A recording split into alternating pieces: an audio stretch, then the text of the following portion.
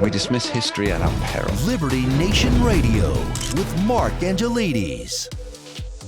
Donald Trump beset at all sides by the threat of indictment as he forces his way to the top of the Republican primary rankings. Now, will Alvin Bragg be the one to topple his rise, or will that come from an area far closer to home? Welcome to Liberty Nation Radio here on the Radio American Network. I'm your host, Mark Angelides. On today's special edition, we tackle the possible indictment of the former president, how this looks politically, and the legal ramifications that involves. Also, we'll be delving into Governor Ron DeSantis and his potential 2024 run. I want to take a moment to say a special thank you to our listeners in Cadillac, Missouri on WATT, 1240 AM and 106.1 FM. Thanks for being here. Remember, this show is proudly sponsored by LibertyNation.com, where you can access podcasts, breaking news, analysis, and a range of biting and brilliant shows to whet your appetite for freedom and your fondness for the great American Constitution. The walls are closing in on former President Donald Trump, as they apparently have been for the last 5 years. Now, is the latest full court press by Manhattan District Attorney Alvin Bragg to catch the Donald out for an alleged hush money payment to Stormy Daniels the real deal? Or is it just another headline machine with more smoke than fire? Now, we're very fortunate to have our special Liberty Nation analysis triumvirate of longtime host of this here show and senior political analyst, Mr. Tim Donner, legal affairs editor and host of the excellent Uprising podcast, Mr. Scott D. Cosenza, Esquire, and as I'm the guy with the record button today, me. Thanks for being here, gents. Thanks. You are welcome. Mark, always good. Okay, so let's start with the legal aspect here. Scott, let's get the basics down. What, if charges do appear, is the crime likely to be? There's no legal aspect to consider. It should just go to Tim for the political question. This is just a political story, not a legal story. That's my analysis of it. But go ahead and ask your question again, please. I'll give you a serious response.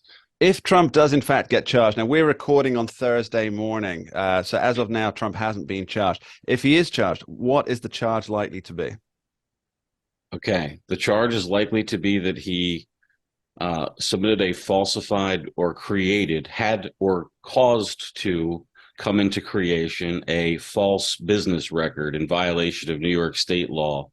And then there's some other way that then that gets tripped up into a felony, because that in and of itself, as I understand it, is a misdemeanor. I'm not a New York lawyer, and I'm not terribly familiar with all their little jots and tittles. But oftentimes, some law might reference another law that allows it, where the breaking of one law can, in certain circumstances, be kind of ballooned into a greater criminal culpability. And that's, as I understand the speculation, how Mr. Bragg, to the extent that he thinks he might be able to get Donald Trump criminally indicted, that's the mechanism. I can see the headlines: Trump done for jaywalking. Now, Tim, you and I have. Listen, if they could get it, if they could get him for that, they would. I mean, the idea that there's something that they. It could be for going 56 in a 55-mile-an-hour zone. That too, 55 and a half. Get him. There you go. Now, I won't name names, but last time I was driving in the United States, I was informed by someone that 55 is the minimum you should be going. I won't say who that was. Now, Tim, you and I have memories that stretch back for more than a week and a half. But wasn't Hillary Clinton just fined for something very similar when her campaign paid for the now wildly debunked Steele dossier? Well, you know what? If I was a leftist and I'm looking at all the possible methods of snagging Donald Trump one way or another, this would probably be at the very bottom of the list. I mean, it's so flimsy. It's not even the hush money payment. It's how it was presented to the government.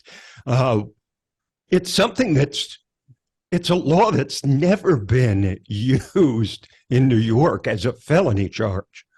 As a misdemeanor, perhaps, but now it's looking like Bragg's case might be falling apart. And he's under a lot of pressure from the left. Part of it is just get him. Doesn't matter how you get him, just get him. Get him in a perp walk if you can. And that'll be enough for our base. But the other half is saying, please don't do this because this is so flimsy and you may not even be able to make it stick, which means it'll be so much harder to try and prosecute January 6th related things or the Mar-a-Lago raid or anything else. So they're in a real quandary here. There's a long, as I like to say, a long, proud tradition of hush money in national politics. Yes. And I mean, we can go back to 2004 when John Edwards was running as vice president on the John Kerry ticket. He was unmasked for paying hush money to a woman who he had impregnated while his wife was battling cancer. I mean, it's the worst of all possible circumstances. Now, of course, they'll say, well, but it's not the hush money. It's that it was used, in a sense, as an illegal campaign contribution.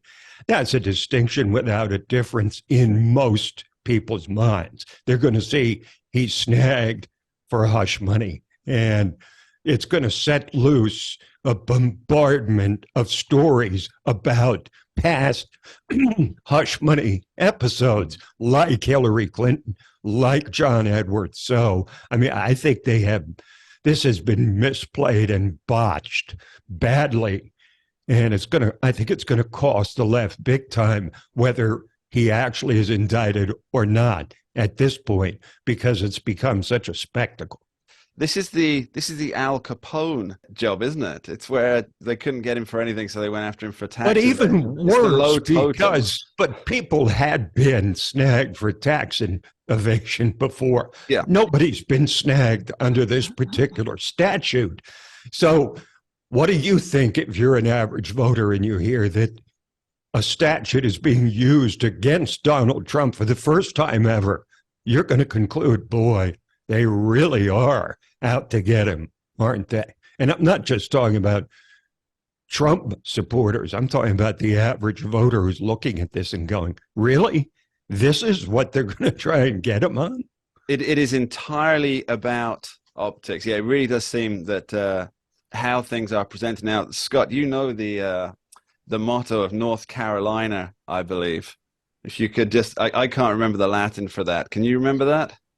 Not the Latin, but it's to be rather than to seem, I think, is the phrase you're looking for, right? Yeah, and at the moment it's seeing rather than being. Now we've talked about Alvin Bragg, but his career here, it really is, I believe, on a razor's edge, isn't it? Because at the time, well, he's got the people of New York City to vote for him. I mean, what are you talking about? It's not like there's he's not in like a purpley jurisdiction where like he's going to have to say. Sure. Point taken, but Scott, he is. I think the numbers speak for themselves in terms of he has failed to prosecute an increasingly wide range of more violent crimes, but he has the Donald Trump attack in his back pocket. This is the campaign the guy ran. Can they forgive him if Donald Trump gets away with it and they've had all the massive crime spike with no prosecutions? Can they forgive him for that? No. So a simple answer from Tim there. In what a are word. you, Scott? Well, I'm not the political analyst that Tim is, and I'm also not the former New Yorker that Tim is, so I'll take his answer on it. But I just see this as like, if you're going to put that guy in office, the failure to come up with an indictable offense against Donald Trump, I don't know, does that really matter to the average New Yorker? Well, I will say this. Let me just add this one thing, which is the power of incumbency in that office is almost beyond measure. So that argues to me for his reelection, no matter what the situation with Trump is. Final word to Tim then.